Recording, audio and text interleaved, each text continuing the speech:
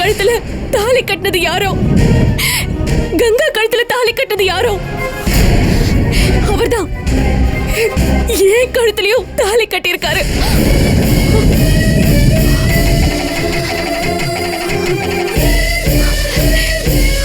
அன்னைக்கு நீங்க கட்டாயப்படுத்தி கேட்டப்போ நான் சொல்ல வந்தேன்.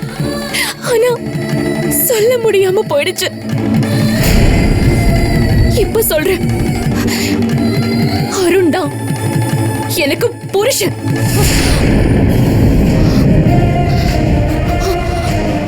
நீ சொல்றத நான் நம்ப மாட்டேன். நீ என்ன சமாளிக்கிறதுக்காக போய் சொல்ற. நான் உண்மைதான் சொல்றேன். ஏன் புருஷனை பத்தி தப்பா சொல்லாத. அவர் எந்த காலத்திலயும் தப்பு பண்ணவே மாட்டாரு. உங்க புருஷன் தான் ஏன் புருஷன். ஏன் புருஷனை பத்தி நான் எப்படி தப்பா சொல்லுவேன்? அவருக்கும் உனக்கும் எந்த சம்பந்தமும் இல்ல. நீயா கட்டுக்கதை கட்டுற. எனக்கு ஒரு பிரச்சனைனா அவர் ஏன் முன்னால வந்து நிக்கணும்? மூர்த்தி என் மேல பழி போட்டப்போ அவரு எதுக்கு மூர்த்தியை அடிக்கணும்? எல்லாரும் முன்னாலையும் எதுக்கு என்னை விட்டு கொடுக்காம பேசணும்?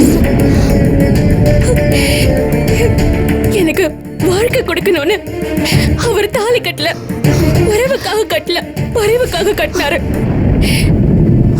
சந்தர்ப்ப சூழ்நிலையில என்னை காப்பாத்துறதுக்காக தான் தாலி கட்டினாரு.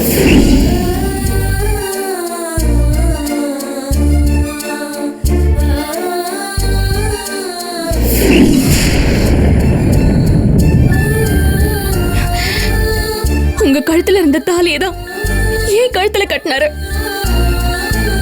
அந்த தாலியோட ஒதுக்கி போயிடலாம் தான் நான் நினைச்சிட்டு இருந்தேன். ஆனா விதி என்ன கங்கா மூலமா இந்த வீட்டுக்கே கூட்டிட்டு வந்துருச்சு. அனாதையா இருந்த எனக்கு இந்த குடும்பத்தை ரொம்ப பிடிச்சிருச்சு. பாசம்னா என்னன்னு தெரியாது எனக்கு.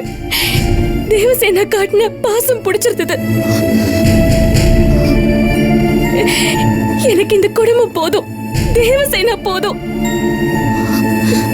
இது தவிர எனக்கு வேற எதுவுமே வேண்டாம். வேற எதுக்கும் நான் ஆசைப்படல. நீங்க எப்படி கங்காவை நினைச்சிட்டு இருக்கீங்களோ அதை விட ஒரு படி மேலதான் நான் நினைச்சிட்டு இருக்கேன். கங்காவுக்கு எந்த நிமிஷத்துலயும் நான் துரோகம் பண்ண மாட்டேன். கங்கா அவரோட சந்தோஷமா வாழ என் பங்குக்கு நான் என்ன பண்ணணும்னு சொல்லுங்க, மனசார பண்றேன். ஆனா இந்த குடும்பத்தை விட்டு போன்னு மட்டும் சொல்லிடாதீங்க. நான் செத்தே போயிடுவேன். சந்தர்ப்ப சூழ்நிலையால நீ இந்த வீட்டுக்கு வந்திருந்தாலும் இனி நீ இந்த வீட்டுல இருக்க கூடாது. உங்களுக்கு எனக்கு உரிமை இல்லாம இருக்கலாம், ஆனா எனக்கு இந்த குடும்பத்தோட உறவு இருக்கு. நடந்தது கல்யாணமே இல்ல, உனக்கு இங்க எந்த உறவும் இல்ல. இல்லங்கிறது நீங்க சொல்லக்கூடாது, அருண் சொல்லணும். அருண் என்ன சொல்றது? நான் சொல்றேன், உன்னை இந்த வீட்டுல இருக்க விட மாட்டேன். என் கழுத்துல அவர் கட்டின தாலி இருக்கிற வரைக்கும் இதுதான் என் வீடு. நான் போகணும்னா உங்க கையாலேயே இந்த தாலி யாரு தெரியுங்க? என் கழுத்துல இருக்கிற தாலி யாரு கட்டது தெரியாம நீங்க கை வச்சீங்க. இப்போ அது உங்க புருஷன் கட்டது தெரிஞ்சதுக்கு அப்புறம் கை வைக்க முடியல உங்களால. நீங்க உயிரையே வச்ச தாலிதான் ஏன் கழுத்துல இருக்கு. என்னை இப்படியே விட்டுருங்க. விட முடியாது. அருண் எப்பவும் கங்காவுக்கு மட்டும்தான். இங்க இருந்து உன்னை நான் அனுப்பி காட்டுறேன்.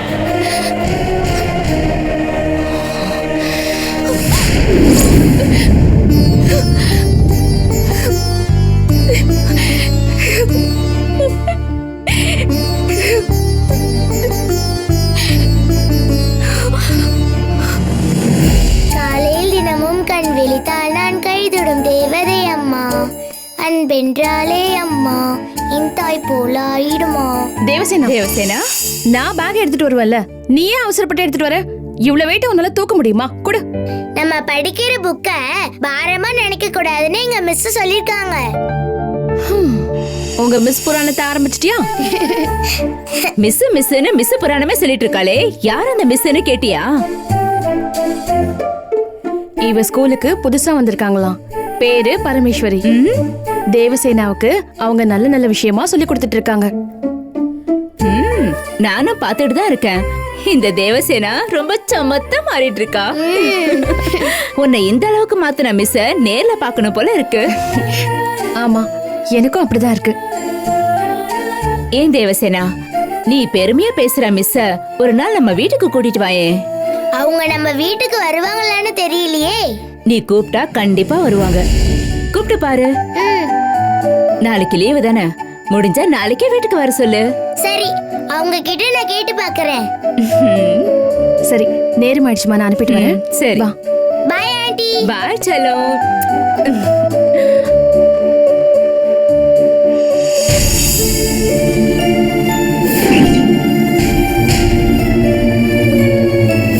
இனிமே அவுட் ஹவுஸ் பக்கமே நீ வரக்கூடாது.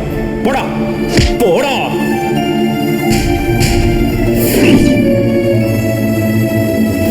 அன்னைக்கு நீ பிரச்சனையில இருந்தப்ப தைரியமா உன் கழுத்துல தாலிய போட்டனா, இன்னைக்கு பிரச்சனைன்னு வர்றப்ப அதே தைரியத்தோட உனக்காக பேச முடியும்.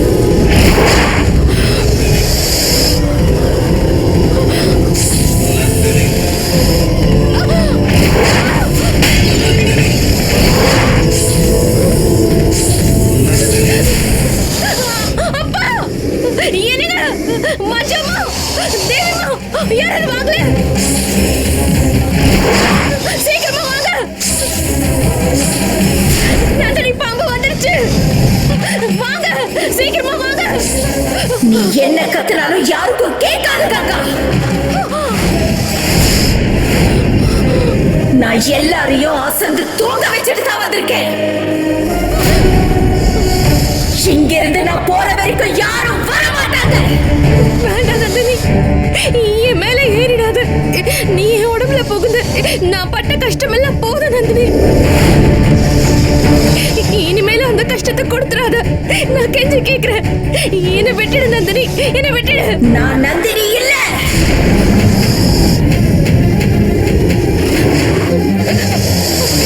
அப்ப நீ யாரு? நான் தான் சிவனாகும்.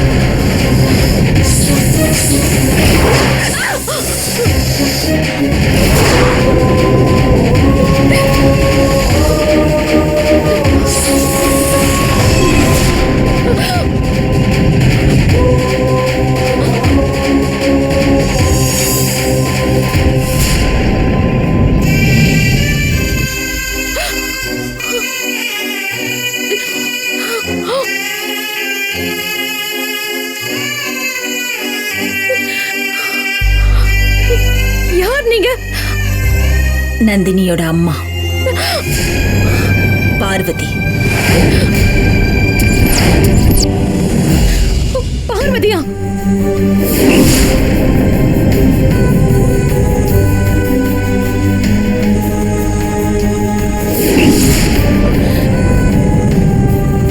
நீங்க எதுக்கு இங்க வந்தீங்க? உன்கிட்ட உண்மையை சொல்ல வர முனியப்பன் கிட்ட நீ எதையும் காது கொடுத்து கேட்க மாட்டேங்கிறியே. நான் எதுக்கு அவர் சொல்றத கேட்கணும்? நடந்தது என்னன்னு உனக்கு தெரியணும். நந்தினி மேல எந்த தப்பும் இல்லைன்னு உனக்கு புரியணும். உங்க மக பண்ணிட்டு போனது பத்தாதுன்னு உங்க பங்குக்கு என்ன பண்ண வந்திருக்கீங்க? நந்தினிய தப்பா நினைக்காத. அவ பக்கம் நியாயம் இருக்கு. தெய்வமா கும்பிட்டு எனக்கே துரோகம் பண்ணவ நந்தினி. அவ பக்கம் என்ன நியாயம் இருக்கு? சின்ன வயசுல இருந்து தெய்வமா கும்பிட்டு நாள் தவறாம பித்து பிடிச்ச மாதிரி பூஜை பண்ணிருக்கேன். நாகமாங்கிற பேர்ல நந்தினி மேல நான் வச்ச பக்தி முக்கியமா, என் வாழ்க்கை முக்கியமாங்கிற நிலைமை வந்தப்போ நான் என் வாழ்க்கையை தூக்கி போட்டேன். ஆனா நந்தினியை விட்டு கொடுக்கல. 20 வருஷமா புத்துக்குள்ள இருந்த நந்தினிய என் ரத்தத்தை கொடுத்து வெளியே கொண்டு வந்த. நான் நந்தினிக்கு பண்ணதுக்கெல்லாம் பதிலுக்கு நந்தினி என்ன பண்ணுச்சு? என் வாழ்க்கையை கெடுத்து நாசமாக்குச்சு. கல்யாணமான நாள்ல இருந்து என் புருஷன் கூட வாழ விடாம தடுத்துருச்சு. குமார் அங்கிள கொண்டு கொலை பழிய என் மேல போட்டு என்ன ஜெயிலுக்கு அனுப்பிடுச்சு. நந்தினியால நான் பட்ட அவஸ்தை கொஞ்சம் நஞ்சம் இல்ல. நந்தினியால சொல்ல முடியாத அளவுக்கு கஷ்டப்பட்டிருக்கேன்.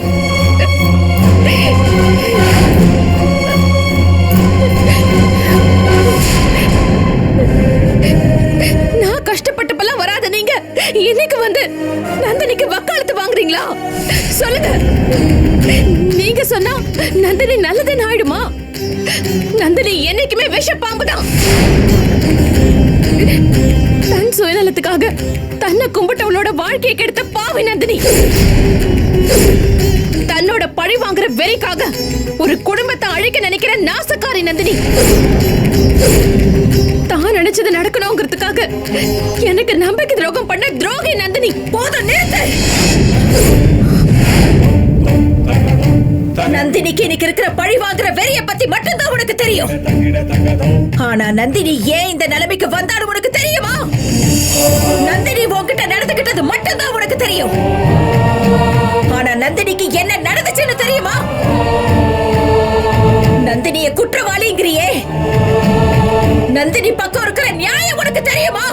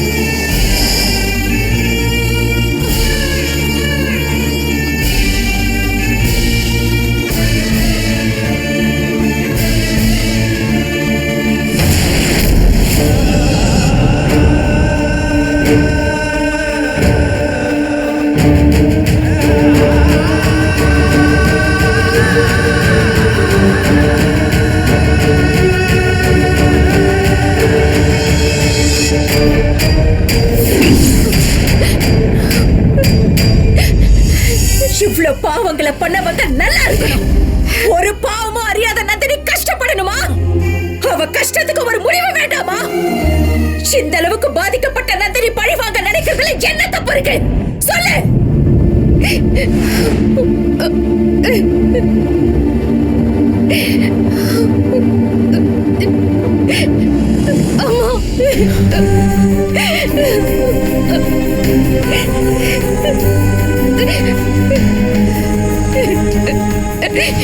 என்ன மன்னிச்சிடுங்கம்மா.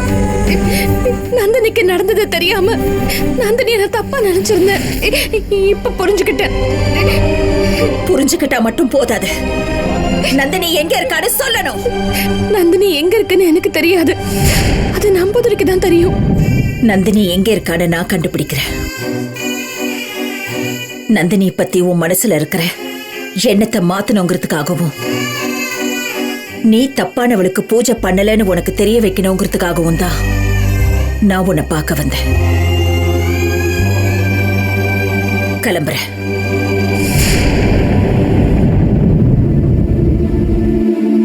ஒரு விஷயத்தை நல்லா தெரிஞ்சுக்க.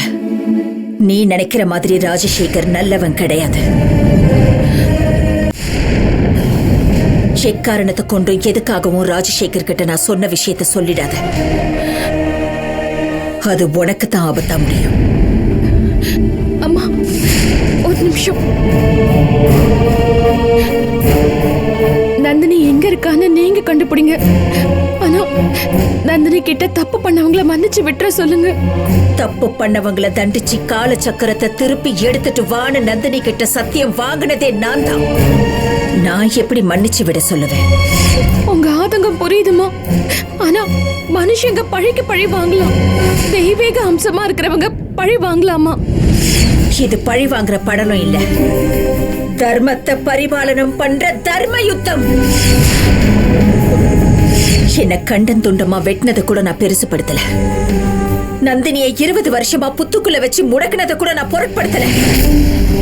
ஆனா காட்டம்மனோட கால சக்கரத்தை திருடினதுக்கு தண்டனையை அனுபவிச்சே ஆகணும்.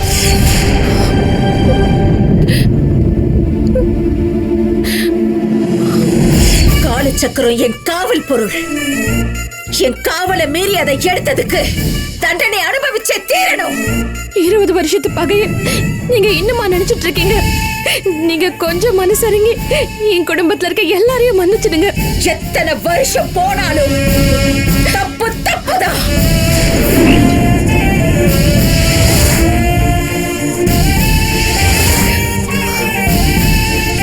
என்னோட மரணத்துக்கு அப்புறம் நான் நிர்விகற்ப சமாதிங்கிற யோக நிலையில இருந்தாகணுங்கிறதுனால என்னால யாரையும் தண்டிக்க முடியல. ஆனா தண்டனை கொடுக்க நந்தினி இருக்கா. நந்தினிக்கு நான் இடம் கொடுத்தாதானே பழி வாங்க முடியும். நீ ஒன்னும் கொடுக்க தேவையில்லை. நந்தினி காரியத்தை சாதிக்க இயற்கையே அவளுக்கு சக்தியை கொடுக்க போகுது. சாதாரண அமாவாசை உச்ச நாழிகையில நந்தினி சக்தி நாகமா கட்டுக்கடங்கா சக்தியோட தாய் இருந்தா.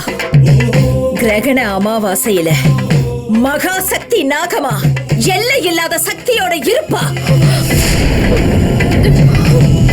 இன்னும் 2 நாள்ல சூரிய கிரகண அமாவாசை வருது. அந்த சூரிய கிரகண அமாவாசையில நந்தினி விஸ்வரூபம் எடுப்பா. படுபாவம் பண்ண துரோகிகளை உரு தெரியாம அழிப்பா.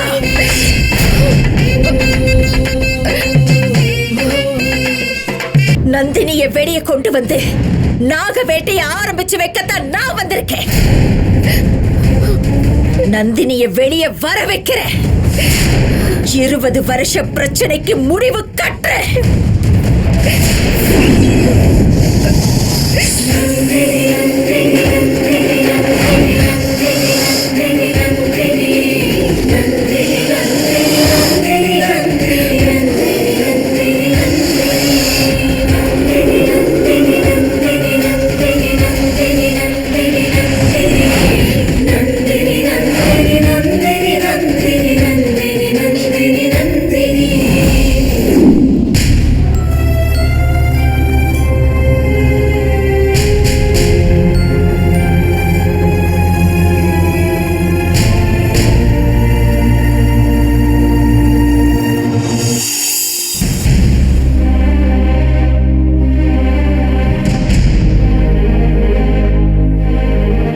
என்ன கங்கா, ஏன் ஒரு மாதிரி இருக்க? உடம்பு எதுவும் சரியில்லையா? ஒண்ணும் இல்லைங்க, நான் நல்லா தான் இருக்கேன். நல்லா இருந்தா உன் முகம் எப்படி இருக்குன்னு எனக்கு தெரியாதா? ஏதாவது பிரச்சனையா? இல்லைங்க. மறைக்க நினைக்காம சொல்லு. அப்படி ஏதாவது இருந்தா நான் உங்ககிட்ட சொல்லாம வேற யார்கிட்ட சொல்ல போறேன். நீங்க வாங்க சாப்பிடலாம். எனக்கு இப்ப பசி இல்ல, நான் அப்புறம் சாப்பிட்டுக்கிறேன். தேவசேனா எங்க? சீதா கூட இருக்கா, இருங்க கூட்டிட்டு வரேன். வேண்டாம், நானே கூட்டிட்டு வரேன். சரிங்க. எனக்கு தெரிஞ்ச விஷயத்த உங்ககிட்ட சொல்லி அப்பா மேல நீங்க வச்சிருக்க நம்பிக்கையை நான் உடைக்க விரும்பல. அதான் நான் உங்ககிட்ட மறைக்க வேண்டியதாயிடுச்சு. பார்வதி அம்மா நடந்ததெல்லாம் சொல்லி எதையும் அப்பா கிட்ட கேட்க வேண்டாம்னு சொல்லிட்டு போயிட்டாங்க. ஆனா இது நாம வாழ வந்த குடும்பம். இந்த குடும்பத்துக்கு ஒரு பிரச்சனைனா அத நாம தான் சரி பண்ணணும். அப்பா கிட்ட பேசி நந்தினிக்கு பண்ண பாவத்துக்கு அவரு கையாலேயே பிராயச்சித்தம் பண்ண வைக்க வேண்டியது மருமகளா நான் செய்ய வேண்டிய கடமை.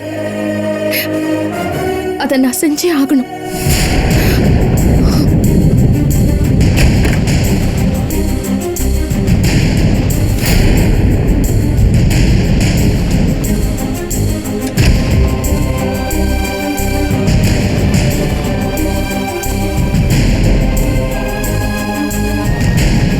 என்னம்மா, என்ன விஷயம்? ஏன் அங்கேயே நின்னுட்ட? நான் உங்ககிட்ட மனசு விட்டு பேசணும்பா. நீ என் மருமக இல்ல மக மாதிரின்னு சொல்லியிருக்க. ஏதோ இருந்தாலும் என்கிட்ட தயங்காம பேசுமா, சொல்லுமா.